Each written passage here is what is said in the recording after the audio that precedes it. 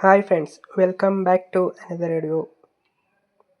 ನಾನು ನಿಮಗೆ ಇವತ್ತು ತೋರಿಸ್ತೀನಿ ಪಿ ಸಿನ ಹೇಗೆ ಬಿಲ್ಡ್ ಮಾಡೋದು ಅಂತ. ನಮ್ಮ ಹತ್ರ ಇದೆ H81 ಮದರ್ ಬೋರ್ಡು. ಇದಕ್ಕೆ ನಾವು ಮದರ್ ಬೋರ್ಡ್ ಅಂತ ಹೇಳ್ತೀವಿ. ನೀವೇನು ಸೆಟ್ ಮಾಡ್ಕೊಳ್ಬೋದು ಪಿ ಸಿನ. ಇದು ಪ್ರೊಸೆಸರ್ ಅಂತ, i3 4th ಜನರೇಷನ್ ಪ್ರೊಸೆಸರ್. ಇದು ಒಂದು ಸೈಡು ನಿಮಗೆ ಕಟ್ ಇರುತ್ತೆ, ನೀಟಾಗಿ ನೋಡ್ಕೊಳ್ಳಿ. ಮಾರ್ಕ್ ಮಾಡ್ತಿದ್ದೀನಿ ನೋಡಿ. ಈ ಕಾಚಾನ ಈ ಕಡೆ ಒಂದು ಸೈಡ್ ಬರುತ್ತೆ ನಿಮಗೆ ಬೋರ್ಡಲ್ಲಿ, ಆ ಥರ ಕೂರಿಸ್ಬೇಕು. ಮತ್ತು ಪ್ರೊಸೆಸರಲ್ಲಿ ಲೆಫ್ಟು ರೈಟು ಎರಡು ಸೈಡು ಚಿಕ್ಕದಾಗಿ ಒಂದು ಜಾಗ ಇರುತ್ತೆ, ಅದಲ್ಲಿ ಕರೆಕ್ಟಾಗಿ ಕೂರುತ್ತೆ.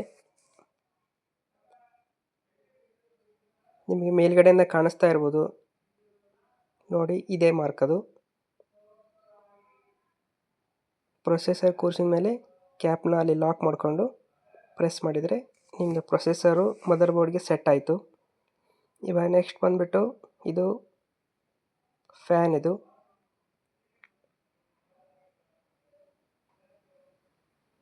CPU ಕೂಲರ್ ಫ್ಯಾನ್ ಅಂತ ಹೇಳ್ತಾರೆ ಇದಕ್ಕೆ. ಮಧ್ಯದಲ್ಲಿ ಥರ್ಮಲ್ ಪೇಸ್ಟು ಪ್ರೀ ಇನ್ಸ್ಟಾಲ್ಡೇ ಬರುತ್ತೆ.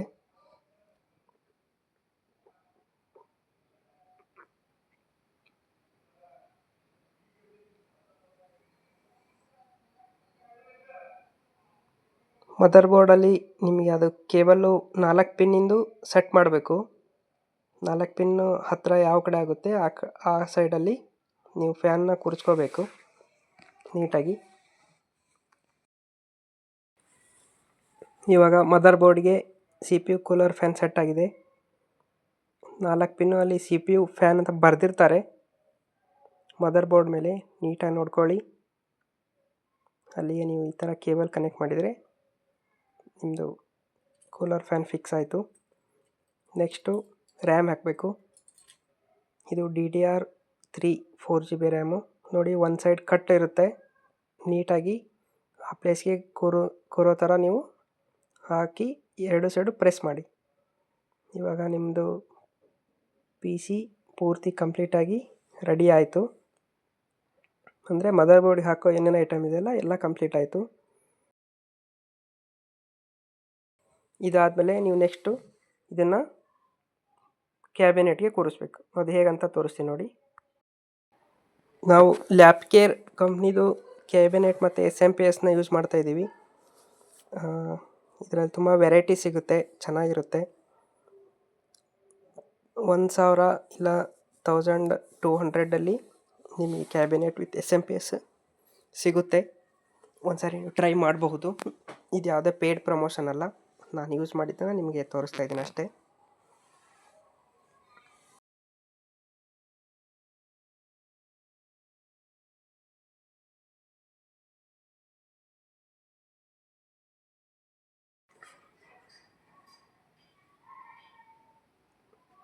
ಈ ಕ್ಯಾಬಿನೆಟ್ಗೆ ನಾವು ಮದರ್ ಬೋರ್ಡ್ನ ಫಿಕ್ಸ್ ಮಾಡಬೇಕು. ಮೊದಲು ಕೇಬಲ್ಗಳನ್ನೆಲ್ಲ ಸೈಡ್ ಮಾಡ್ಕೊಳ್ಳಿ.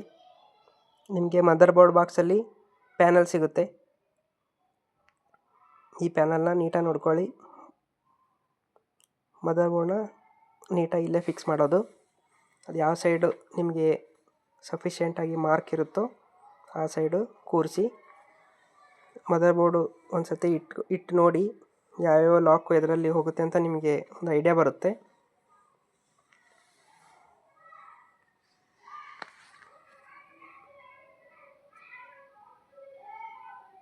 ಸ್ಕ್ರೂ ಸೆಟ್ ಕೊಟ್ಟಿರ್ತಾರೆ.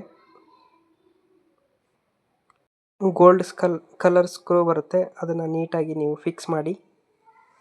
ಅಂದರೆ ಸ್ವಲ್ಪ ಮದರ್ ಬೋರ್ಡು ಎತ್ತರದಲ್ಲಿರಬೇಕು, ಆ ಕಾರಣಕ್ಕೆ ಅದನ್ನು ಕೊಟ್ಟಿರ್ತಾರೆ. 4 ಹಾಕಿದರೆ ಸಾಕು ನೀವು.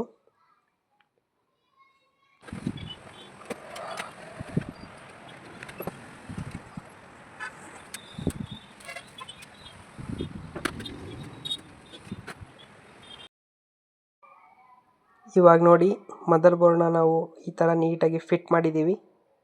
ಇದಾದಮೇಲೆ ನಿಮ್ಮದು ಪವರು ಮತ್ತು ರೀಸ್ಟಾರ್ಟ್ ಬಟನ್ನ ಇನ್ಸರ್ಟ್ ಮಾಡಬೇಕು. ಹೇಗಂತ ತೋರಿಸ್ತೀನಿ. ಮೊದಲು SMPS power cable display cable, SATA cable ಪ್ರತಿಯೊಂದನ್ನು ಬೇರೆ ಮಾಡ್ಕೊಳ್ಳಿ.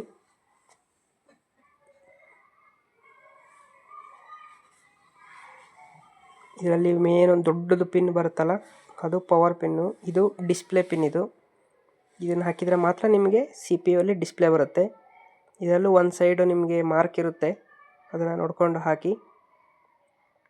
ಇದಾದಮೇಲೆ ಇದು ಮೇನ್ ಪವರಿಂದು 24 ಪಿನ್ ಇರುತ್ತೆ.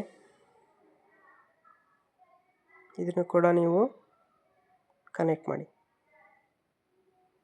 ಇದಾದಮೇಲೆ ನಿಮಗೆ 2 ಸಾಟಾ ಕೇಬಲ್ ಹಾಕೋಕ್ಕೆ, ಅಂದರೆ ಹಾರ್ಡ್ ಡಿಸ್ಕ್ನ ಅಥವಾ SSD ಕನೆಕ್ಟ್ ಮಾಡೋಕ್ಕೆ 2 ಪವರ್ ಕೇಬಲ್ ಬರುತ್ತೆ.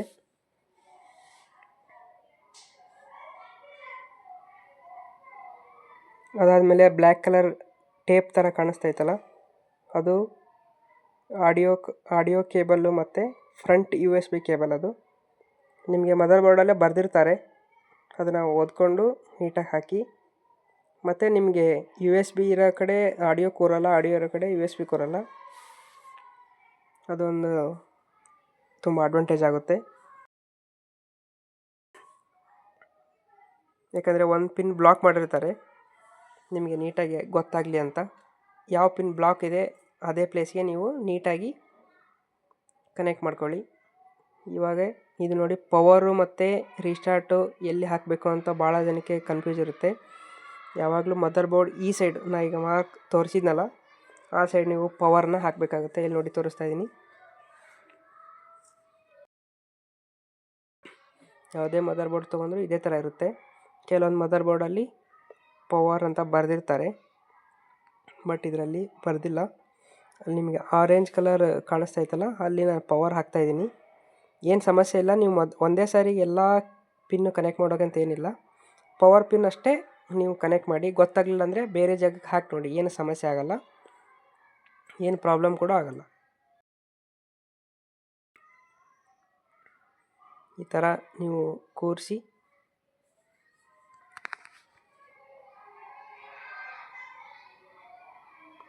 ತುಂಬ ಕನ್ಫ್ಯೂಸ್ ಆಗಬೇಡಿ, ಏನು ಸಮಸ್ಯೆ ಆಗೋಲ್ಲ. ನೀವು ಬೇರೆ ಕಡೆ ಹಾಕಿದರೂ ನಿಮಗೇನು ತೊಂದರೆ ಆಗೋಲ್ಲ, ಟ್ರೈ ಮಾಡಿ ಅಷ್ಟೇ. ಇದು i3 4th ಜನರೇಷನ್ ಬಂದುಬಿಟ್ಟು ನಿಮಗೆ 10,000 to 12,000ವರೆಗೂ ಕಾಸ್ಟ್ ಆಗುತ್ತೆ.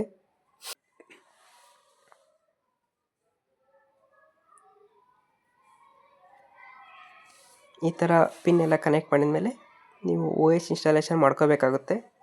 ನಿಮಗೆ OS ಇನ್ಸ್ಟಾಲೇಷನ್ ಮಾಡೋ ಹೇಗಂತ ಗೊತ್ತಿಲ್ಲ ಅಂದರೆ ಕಮೆಂಟ್ ಮಾಡಿ, ನಿಮಗೆ ತಿಳಿಸ್ತೀನಿ.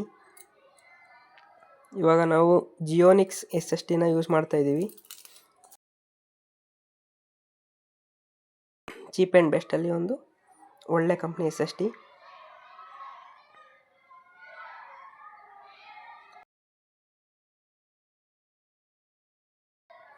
ಇವಾಗ ಏನಿದ್ರು ಹಾರ್ಡ್ ಡಿಸ್ಕ್ನ ನೀವು ಸ್ಟೋರೇಜ್ ಡಿವೈಸ್ಗೆ ಅಷ್ಟೇ ಬಳಸ್ಕೋಬೇಕಾಗುತ್ತೆ.